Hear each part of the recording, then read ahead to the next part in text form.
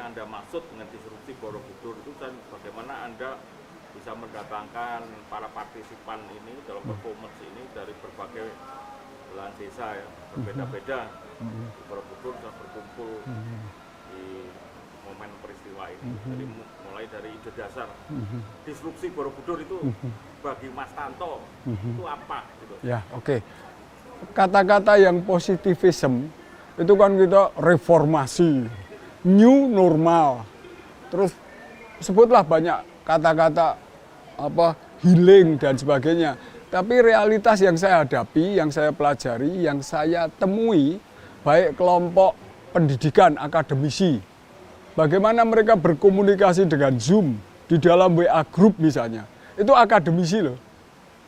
Bagaimana mereka menempatkan diri dalam multi perspektif ngomong dalam diskusi dalam satu WA group. Kalau mereka jujur mungkin mereka sebelumnya juga kacau, tangannya pikun, tidak malu minta bantuan anaknya yang SMA atau mahasiswa, sementara jari-jari motoriknya khusus komunikasi digital, itu anaknya pasti lebih lancar dari orang tua mau tamatan Harvard, Stanford, mau tamatan Tokyo Daigaku, pasti gugup. Setidaknya pada tingkat motorik. Itu. Terus dunia dagang. Semua manajer-manajer top itu, kalau tadinya ada investasi utang piutang, tiba-tiba di stop ini, saya kira ini kalau terkait dengan istilah disrupsi, bagaimana sebuah sistem hancur lebur. Sebuah manajemen gugup semua. Ini karyawan mau, saya kira Seno juga tahu sebagai wartawan, mau menempatkan diri di mana? Kerja di rumah, di jalan, di luar negeri, mungkin di pucuk desun, dan sebagainya.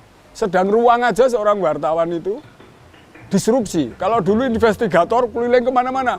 Sekarang kalau investigator petani, kenapa enggak ikut saya aja? Nanti laporan tuh semua petani mau segala sayur, hortikultura. Saya punya laporan, harga semua sayuran dalam 1 jam terakhir ini. Betapa kacaunya misalnya. Pendidikan, dunia bank, mungkin pegawai bank satu provinsi yang 5.000 bisa cukup 750 kok. Atau 500. Gimana misalnya. Saya kira ini kegugupan ini bagian dari disrupsi. Pertunjukan. Ini performer sama jurnalis itu gimana? Masa jurnalis masih angle bocor di bawah, rugi. Padahal pertunjukan ini, kalau ini jadi pertunjukan, performing, itu untuk penonton 100. Tapi pertunjukan saya kan bisa untuk 2 penonton aja. Satu profesor di Akita University, yang satu di Bermuda, Amerika. Tahun 2011, teknologi kami miskin, kami tidak punya peralatan canggih. Tapi 2011 kami sudah pentas jam 11 malam loh. Sampai jam 5 pagi, pernah pentas jam 5 pagi. Artinya streaming itu waktu itu dibantu teman Thailand, kita sudah ngalami itu. Meskipun sekali lagi kamera kita murahan, di sini yang paling mahal cuman kamera istri saya yang 30 juta, lainnya kan digital. Tapi itu tetap fungsional sebagai jurnalis publik misalnya. Mas, ini kan sebagian besar kostum-kostum para pemain Anda memakai baju APD, baju putih-putih seperti di rumah sakit. Apakah ini merefleksikan kondisi terkini, karya Anda ini merefleksikan kondisi pandemi ini, dan apakah disrupsi itu juga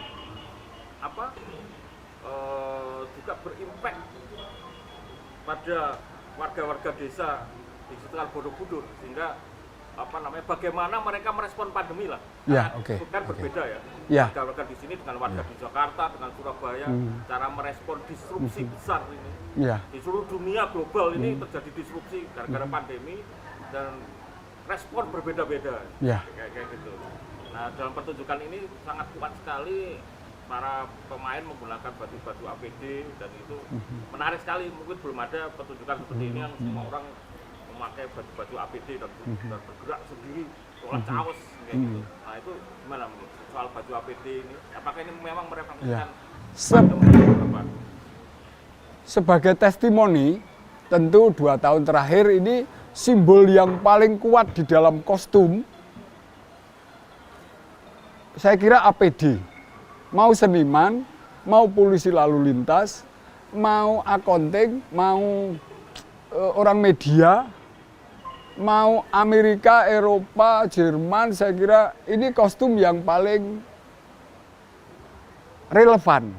Saya tentu sebelum didahului lain, saya sudah setahun, bukan sekedar ide loh, tapi saya manjing ing kahanan.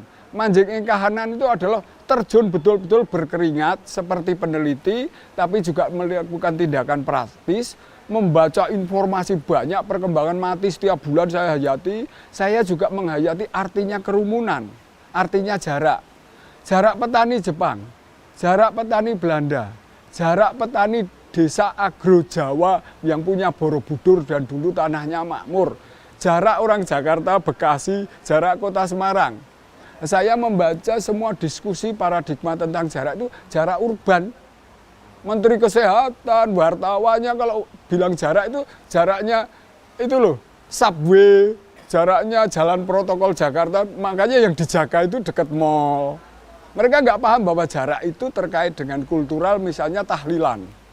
Apa ada di Mekah, Madinah, Riyadh, atau di Istanbul, atau di Emirat, atau di Yaman, tahlilan sing mulutnya kayak gitu, itu kan sangat Jawa, sangat agro. Dan makan-makan, misalnya itu contoh kecil tentang desa itu, pengertian desa itu sebenarnya kota itu bias. Seni desa, paham? Enggak.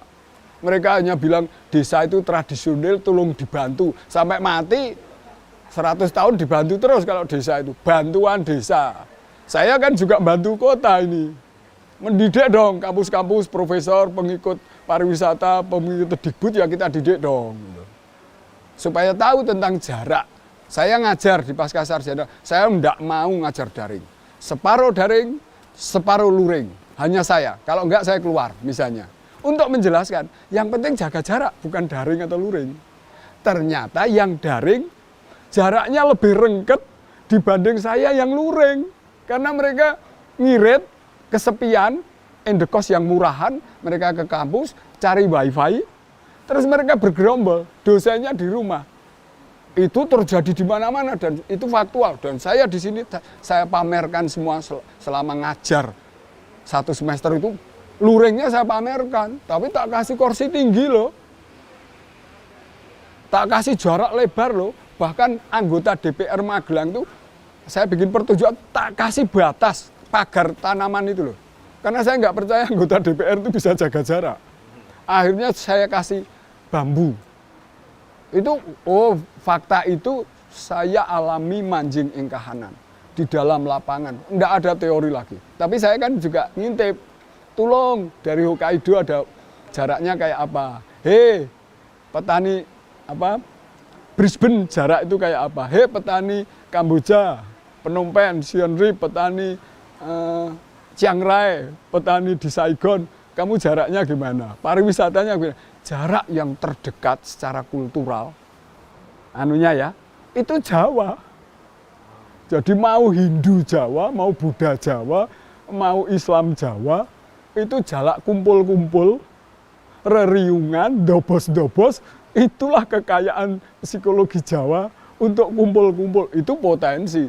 Gitu loh. Kalau kota gimana? Biaya akomodasi, transportasi, konsumsi itu. Padahal proposal Indonesia itu adalah proposal urban. Ya. Kaitan dengan itu Anda bisa mengumpulkan begitu banyak anak muda ini, bisa dijelaskan ini kumpulan dari desa mana aja, berapa desa di... Ini kan sebetulnya usul saya 50, terpaksa jadi hampir 100. Saya kan 1000 bisa. Anda minta minggu depan, mau 1000, mau 2000. Itu bukan soal ahli, ini ketekunan saya di dalam mengelola manajemen sosial. Yang tidak diajarkan di dalam manajemen di isi Jogja, isi Solo. Ini kan ada manajemen nggak punya duit, terus akalnya jadi banyak. Manajemen konsumsinya tidak layak, tapi bisa ngajak yang terlibat itu bawa makanan. Ini semua bawa makanan. Mbak Nungki bawa makanan. Kalau kota ini manja dia, minta perhatian pejabat, terus minta makan, tapi ya tetap kere-kere. Ikut internasional tapi ya susah kok. Nah, teman-teman ini tukang sablon saja. Karena potensinya menggerakkan tetangganya. Jadi dia nari jelek, nabuh jelek, tapi menggerakkan tetangga itu tidak sembarang sekolah seni ngajarkan bersahabat dengan tetangga. Padahal tetangga itu kan kepedulian dan melibatkan secara sosial. Misalnya gitulah. Banyak hal, saya mohon maaf, saya harus sombong, kita menemukan temuan-temuan. Termasuk saya saksi semua event di Borobudur malu yang top, Mariah Carey. Apa mau sebut jazz, yang paling top lah. Saya ini kan rumah ini didatangi, nasibnya lumayan. Dari supermodel Kate Moss sampai Richard Chamberlain sampai sutradara sama gundiknya Kurosawa kan ke sini. Bukan saya hebat loh, nasib saya baik gitu loh. Saya kan namanya aja Sutanto Mendut itu kan seperti Sunan Kalijogo, Sunan Bonang, Sunan Gunung Jati kan. Berarti rumah ini kan, rumah saya kan betul-betul nasibnya ikut abad 7, kurang lebih begitu misalnya. Mas, ini kan saya lihat banyak teman-teman ini ternyata kesenian desa pun tidak statik ya, selalu ada inovasi-inovasi terus. Saya melihat ini Mas ini yang dalang itu. Jadi tolong diceritakan ke kami dinamika eksplorasi teman-teman desa ini ternyata tidak seperti anggapan para peneliti bahwa desa itu agraris selalu statik, kan? Jadi lalu itu omong kosong. Nah, ini kan dari segi kostum aja ada. Saya kesini udah dari 10 tahun lalu kan, ada perkembangan kan, ini terus menerus ada inovasi-inovasi. Nah mungkin Anda yang sehari-hari dekat sekali dengan teman-teman dari berbagai desa ini bisa menceritakan ke kami pencarian hari per hari mereka ya, menemukan terus menemukan sesuatu, mengolah sesuatu. Urusan itu yang Anda dapatin itu kayak gitu. Sebenarnya kan dulu wayang kulit ya, gamelan, bikin Borobudur itu kan bukan seniman. Bukan arsitek lah, orang-orang biasa yang mengolah hidupnya sensitif pada gambar, sensitif pada spiritual transenden, mendapat inspirasi dari tanaman, vegetasi dan sebagainya. Makanya saya nggak percaya Hindu asli Nepal apa Hindu asli Tibet, nggak ada yang asli lah. Wong kita dipengaruhi vegetasi. Sementara kota itu kan dipengaruhi Gramedia, dipengaruhi Driakara. Itu teks-teks, itu pengaruh linguistik.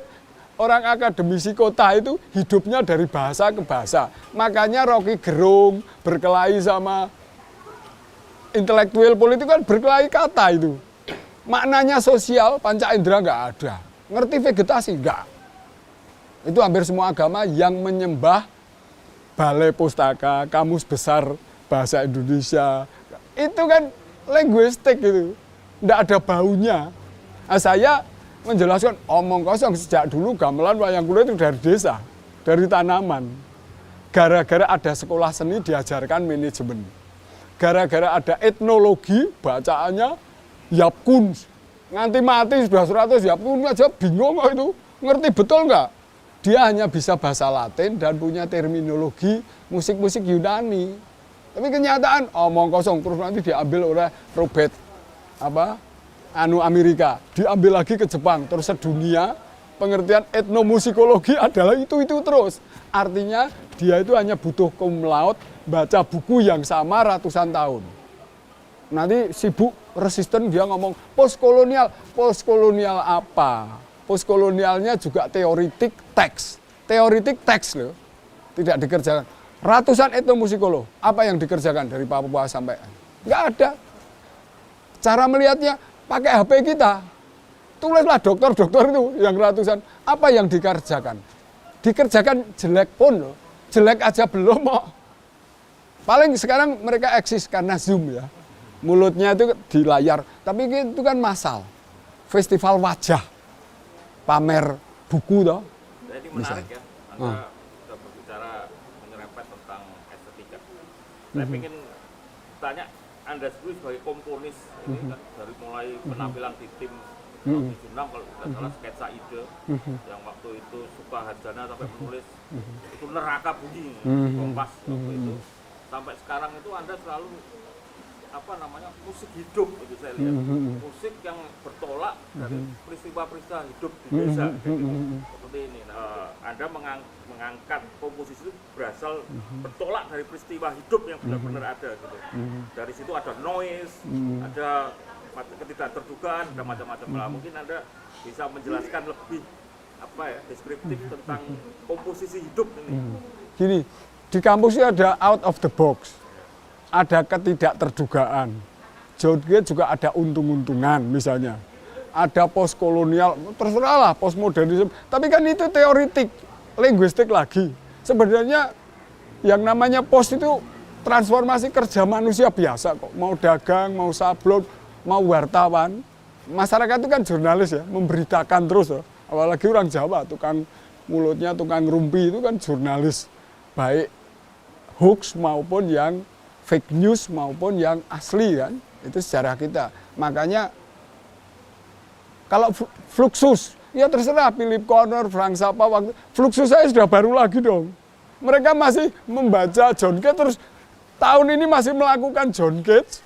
Kayak John Cage ya nggak paham tahun ini. John Cage bodoh nggak punya Instagram kok. Tapi dia itu sama. Jadi dia kelakuannya klasik. Mereka melihat Borobudur abad 18. Loh, abad 18 kan ada bohongnya. Borobudur abad 16. Para raja kan juga tukang bohong. Dia harus menutupi kelakuan historisnya kan. Semua kelakuan penguasa, mau Hindu mau Buddha harus dilihat bahwa ada yang ditutupi, tidak aja Soeharto lah. Itu kan disrupsi sebetulnya. Jadi kita hati-hati tau mau Aris Munandar, mau tokoh penting Tuti Herati, yang arkeolog, bahwa dia bagian dari keluguan mendapat informasi yang sustainable dari abad 7, 8, 9. Kita kan nggak ngerti isi Diabalitung itu sejauh mana, pirang persen bohong dalam pengertian bijaksana ya. Saya memberi penjelasan bohong tapi bijak gitu loh. Wali mungkin gitu loh. Kita cuma tidak jujur pada anak dalam pengertian kearifan gitu loh. Itu level yang paling brahmana. Nggak bisa lugu-lugu banget. Hubungannya dengan bagaimana Anda mengangkat peristiwa seluruh ini untuk komposisi? Iya dong, saya sama Lima Gunung itu peristiwa cinta, peristiwa ngawinkan, teater. Saya bahkan sudah saya bikin karya musik dan tari dan performance dan manajemen, nggak ada karya saya loh. Di kota kan masih karya ini, biodata, pernah ke London, saya enggak cerita ngajar di Akita, di Hiroshima, baca di Denmark, kan enggak. Karya Sutanto sebagai musisi aja enggak. Karena saya ambil mereka semua komponis. Mereka semua itu penari. Kalau dari Mbak Nungki gini, dari Emmy yang Subang, wah balerina, yang ini hip hop gitu loh. Yang lugu itu loh, yang ini itu lucu ya, kayak Marlon Brando itu. Kalau gini Marlon Brando Last Tango in Paris itu, wah luar biasa. Tapi banyak loh desa yang termangu, lucu-lucu lah. Itu saya import, saya berikan yang akademis misalnya. Itu artinya semua ini ada satu pemimpin nama tukang sablon, bukan seniman. Kayak saya ceritakan tadi. Hak ciptanya gimana? Saya sudah nggak punya hak cipta.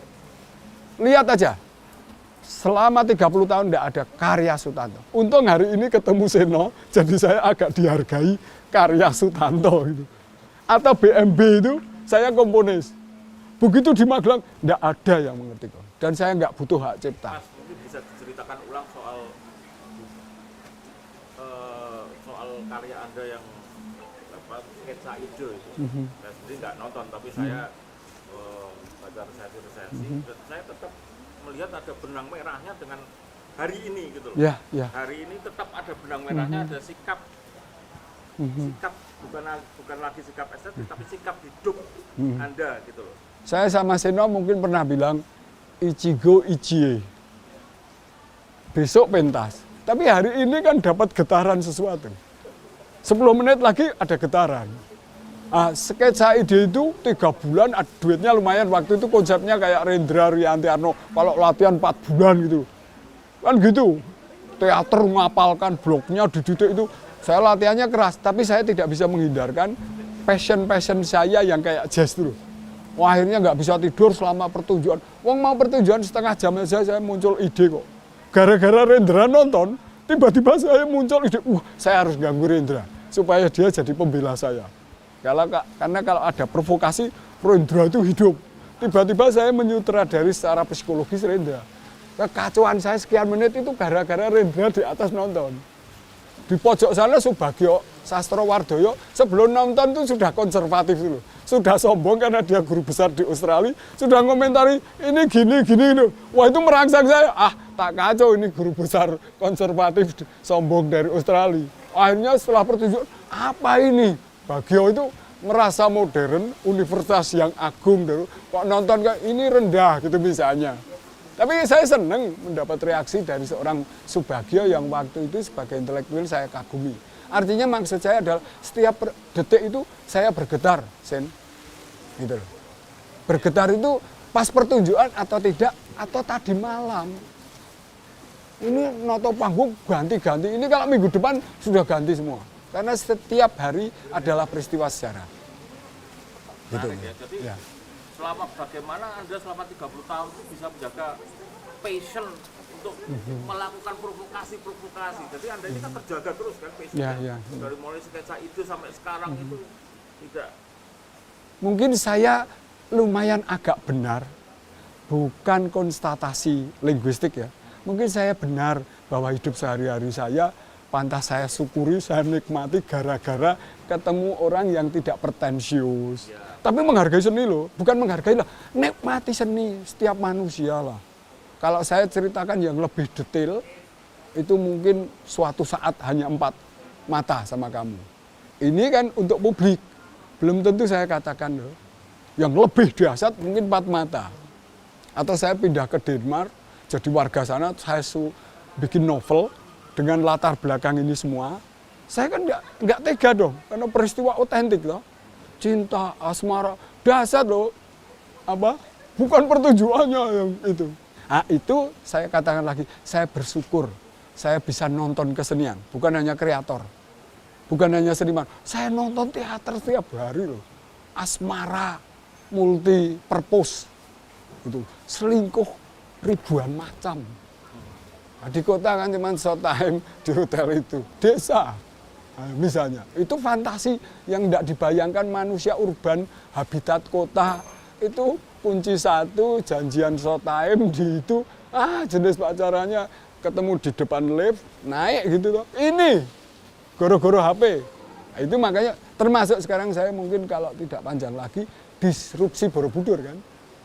Saya ingin lihat Borobudur itu termasuk yang dilakukan International Festival Borobudur. Borobudur International, ya saya amati sebagai Borobudur. Ya. Itu kan relief baru. Tentu saya tidak jujur banget mesake wong kono. Saya juga ngamati Sound of Borobudur loh. Yang tidak saya omongkan di wartawan loh. Saya festival macam-macam kan, jazz macam-macam. Dan sebagian teman saya terlibat loh. Artinya Borobudur yang paling garda depan sekarang ini, yang Asongan kebakar 7 tahun lalu, saya catat loh detail. Sebulan lalu di sini fabel-fabel binatang di Candi Mendut saya refleksikan sebagai realitas kekinian. Dusta Dharma sama Budi Dharma. Bulus yang arogan, narsisme digital. Banyak fabel itu saya ulang lagi, untuk ngejek zaman sekarang. Artinya Mendut masa kini bukan hanya sumber arkeologi sejarah lama kan. Borobudur kekinian itu kan kamu. Borobudur Writers and Cultural Festival bagi saya bagian relief yang sebutlah untouchable, sebutlah teks, sebutlah kalau ada tangible dan intangible, mungkin ini contemporary intangible kan. Kita melakukan hidup saat ini kok. Artinya Borobudur dimaknai kita. Bukan hanya hak arkeologi politik, sementara Borobudur 40 tahun yang saya saksikan, itu haknya pedagang sama politikus. Ini omongan jujur. Makanya nggak maju-maju. Borobudur Internasional cuma 5 kali loh selama 40 tahun. Tokohnya penting semua. Duitnya gede semua. Kok 5 kali? Berarti ada problem antar manusia yang belum arupa datu. Mungkin kita sedikit arupa datu toh. Misalnya, bisa 10 kali, saya 20 kali. Oke Mas, ini pertanyaan terakhir. Tadi Anda menyebut soal fantasi yang ini menarik. Karena banyak orang sekarang bahkan mengeluarkan fantasinya aja tidak berani, atau fantasi itu menjadi seragam di mana-mana, menjadi klise gitu, ada kesamaan gitu kan. Nah, Anda melihat potensi komunitas-komunitas di desa ini yang selama Anda amati 30 tahun ini di sekitar Munjut itu, menurut Anda penuh potensi-potensi fantasi-fantasi liar yang sebetulnya bisa sangat mewarnai atau memberikan gebrakan-gebrakan pada estetika gitu.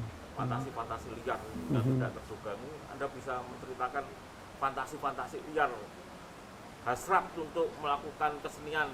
Fantasi liar itu meskipun ya tidak ada yang tidak terrealisasi, tapi dari peristiwa-peristiwa sehari ini bisa dikit-dikit muncul. Nah itu menarik gitu. Frase fantasi liar itu bagi saya menarik. Fantasi liar itu bagi saya tempatkan di dalam konteks harus kosmologi ya, harus holistik. Karena itu modalnya kita kan dapat Merapi itu dramatik ya, laharnya, bawah tanahnya berapa meter, sejarah sungai. Ini sungai terkenal loh, belakang sungai ini pindah. Ini pindahan historis loh, yang nggak dipahami seluruh pejabat Jawa Tengah. Sungai ini berubah namanya tidak historis kan gara-gara zaman Pak Harto. Yang presiden sekarang hanya ngapalin Diponegoro, Ayani, Megawati. Sejarah sungai enggak, sejarah Merapi. Kami betul-betul ngalami lari dari gunung. Yang mati mami istri saya apa saya. Saya ngungsikan 2 kali tutup ngisor. Teman-teman pentas berapa puluh kali gara-gara erupsi.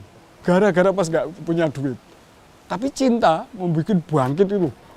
Pentas itu. Ini menerjemahkan seni lain. Kere berkesenian atau ngelangut atau ketemu cewek, mending kere tapi ketemu cewek jadi berkesenian kan. Di kota enggak ada dana tidak berkesenian.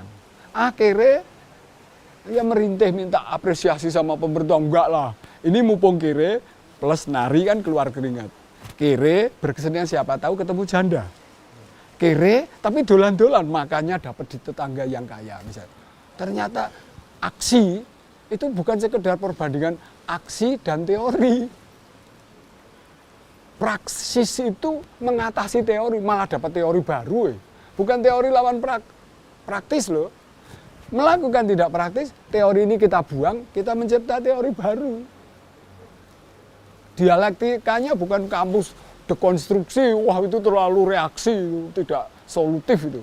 Kita malah dapat manajemen baru, teman-teman ini enak saja.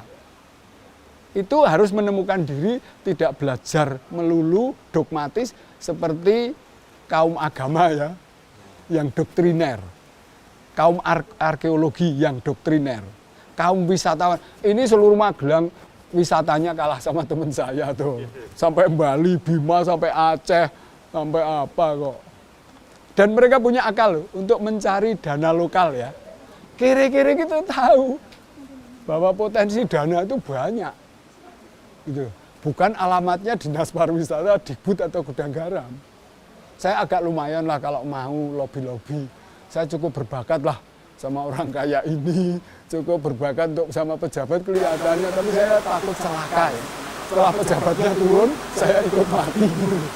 Mas, ini pertanyaan terakhir, biasanya, ayo teman-teman, ya biasanya yang penting. Ya mungkin pertanyaan terakhir bagi saya, Anda punya pandangan spesifik ya, tentang apa itu estetika yang sering yang Anda rumuskan sebagai estetika itu sangat berbeda sekali dengan estetika dalam pengertian yang telah dibukukan gitu. Nah mungkin Anda bisa menjelaskan di dalam wawancara ini bagi Anda estetika kontemporer itu apa sih? Semua orang bicara kontemporer, tapi estetika kontemporer itu ya sebetulnya sehari-hari terjadi di desa. Terjadi penyakit di desa. Terjadi baru, nyopir baru. Nah, mungkin itu bisa mulai dari awal. Apa sikap Anda, definisi Anda terhadap estetika itu apa? Saya beruntung di sini saya tidak melihat mereka seniman gitu. Tukang jahit, tukang masak, anak saya pentas sama fermentasi gawe, tapi kadang-kadang lebih seneng ngerjakan itu. Ini pentas berharga, bisa narsis, masuk YouTube. Anak saya kadang-kadang milih, saya sudah terlanjur kerja, gajinya sehari 80 misalnya. Saya tidak cepat-cepat menuduh, menghakimi bahwa anak saya. Jadi ini menarik ya pernyataan awal Anda, bahwa Anda beruntung melihat mereka bukan sebagai seniman, tapi sebagai orang biasa sehari-hari. Multi kegiatan, multi pandangan, multi disiplin. Di kampus ada teori multidisiplin. Masyarakat itu otomatis multidisiplin, nggak usah ada teori. Wah, ini problemnya cinta macam-macam gara-gara multi. Loh iya loh, patah hatinya buruh, patah hatinya ternak, bapaknya dagang sapi, itu percintaannya beda loh. Kalau saya punya duit, Sen, kamu saya suruh keluar dari Tempo, Sen. Tak bayari gajimu 3 kali Tempo, suruh nulis peristiwa di belakang layar itu. Wah, dahsyat itu. Mungkin itu bisa jadi kayak Franz Kafka, di samping intelek, di samping sastra, tapi kan dia menerima kenyataan, diekskomunikasikan oleh si Jerman maupun oleh si Yahudi. Atau Albert Camus ngalami depresi Perang Dunia Betal atau depresi ekonomi tahun 30. Saya ngalami loh, di tengah depresi 2 tahun itu, kebahagiaan yang saya bisa bandingkan dengan teman kota yang selebriti. Karo Bre, pedine kayak apa? Jaya Suprana, takutnya kayak apa? Oh ini adiknya Sri Sultan, takutnya kayak apa? Tapi saya juga takut mati, tapi penuh kegembiraan. Ngerti ya? Di tengah takut mati itu saya minum sake, guyon-guyon saru-saru, ini pentas kemana-mana. Bahkan pentasnya di Mutamakin, makam. Ya, Mutamakin. Iya, sana kok ya bisa nompo. Kalau sehari-hari enggak lah, pentas kok di makam. Tapi sana merasa ini kiriman dari mana? Kayak wali. Di kubur, di Wonosobo, di Cak Non bilang, ini pengajian Ma'iyah. Tapi saya bilang, ini festival 5 gunung. Bedanya apa? Pengajian sama festival, sama event, sama kegiatan apa? Outputnya kan bermanfaat, memberi inspirasi orang lain. Nggak usah dijenengi pengajian atau festival. Nanti sore ini kita festival kan? Festival bukan lagi wartawan datang meliput loh. Wartawannya festival. Pagi ini anaknya main gitar jago loh. Capriccio Arabe sama rock loh. Anak SD kelas 5 loh. Sorenya bapaknya pembicara tentang kamera disrupsi. Berarti siapa tahu Kompas juga memberi inspirasi. Kita wong desa memberi inspirasi Kompas supaya angle-nya mbok rodo kontemporer gitu loh. Orang yang prosenium sama Galnas sama tim, misalnya gitu. Kalau mau ngejek-ejekan lah. Oke, saya kira cukup ya. Ya. Tapi ini menarik ya. Ya.